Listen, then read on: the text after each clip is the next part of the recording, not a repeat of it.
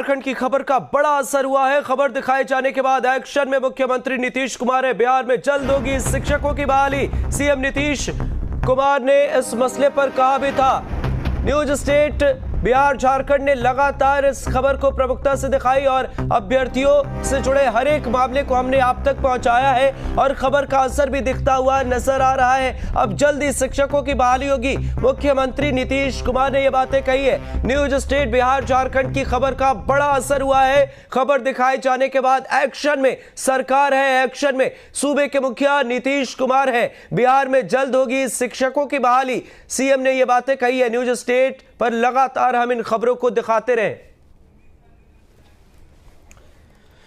इस खबर पर हमारे साथ सहयोगी सुमित झा न्यूज रूम से लाइव जुड़े हुए हैं। सुमित, न्यूज स्टेट बिहार झारखंड ने इस खबर को प्रमुखता से दिखाया, असर क्या कुछ हुआ है? देखिए, सीएम नीतीश कुमार भी लगातार शिक्षकों की बहाली तेज़ करने को लेकर कई बार समीक्षा बैठक में कह चुके हैं और न्यूज स्टेट बिहार झारखंड भी लगातार हम भी इस मुद्दे को उठाते रहे। हमने इस मुद्दे पर बहस भी की थी और उन अभ्यर्थियों को हमने प्लेटफॉर्म दिया, उन अभ्यर्थियों को हमने लाया और सत्ता पक्ष से सीधे संवाद करवाया। जाहिर है ये 3 साल से फंसा हुआ मामला है। 3 साल से वो अभ्यर्थी, करीब 90,000 की संख्या में ये अभ्यर्थी हैं जो इंतज़ार कर रहे हैं CTET BTET पास अभ्यर्थी।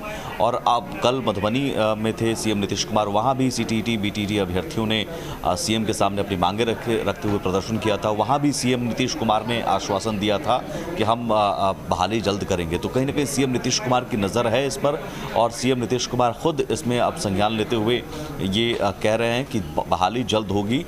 अब तारीख का इंतज़ार उन अभ्यर्थियों को है क्योंकि पहले ही 3 साल से देरी से ये प्रक्रिया चल रही है। नोटिफिकेशन का इंतज़ार है, नियमावली का बन चुकी है, सारी चीज़ें हो चुकी हैं, बस नोटिफिकेशन जारी होने का इंतज़ार है।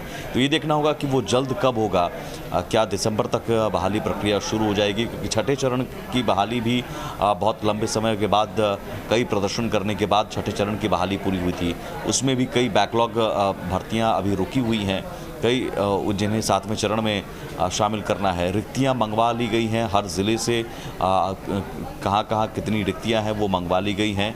अब 7वें चरण में जो CTET BTET पास अभ्यर्थी हैं जो पटना के गर्दनी बाग में लगातार प्रदर्शन कर रहे हैं, उनके लिए कम से कम ये राहत की खबर हो सकती है कि सीएम नीतीश कुमार ने खुद इस बात का ऐलान किया है कि जल्द ही शिक्षकों की बहाली होगी। और इस खबर को हम लगातार प्रमुखता से दिखाई रहे हैं, लगातार उन अभ्यर्थियों की आवाज़ हम बन रहे हैं। तो सरकार और उन अभ्यर्थियों के बीच एक संवाद स्थापित करने की कोशिश हमने की, जिसका एक असर आप इसे मान सकते हैं। हालांकि सीएम नीतीश कुमार लगातार इसकी ओर पहल करते रहे हैं। बिल्कुल सुमित, पर मुख्यमंत्री के बयान के बाद भी अब भी अभ्यर्थियों के बीच असंतोष है। कहीं ना कहीं माना जा रहा है कि सीएम ने बयान दिया है, सरकार की जो कार्यप्रणाली है, जिस तरीके से सरकार काम कर रही है, इससे क्या माना जाए? कब तक इंतजार करना होगा क्योंकि प्रक्रियाएं अब भी शुरू नहीं हुई?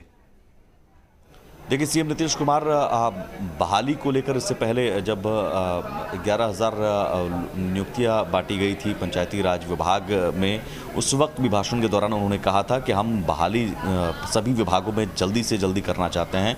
विभाग कहीं ना कहीं सिस्टम, सीएम ने भी ये माना था कि इस प्रक्रिया को और तेज़ करना चाहिए, तेज़ करने की ज़रूरत है, कहीं ना कहीं वो धीमी है।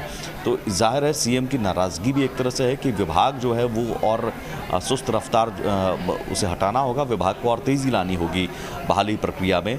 चूँकि सीएम नीतीश कुमार भी ऐलान कर चुके हैं, उससे पहले डिप्टी सीएम तेजस्वी यादव, और दोनों के एजेंडे में नौकरियां, रोजगार हैं।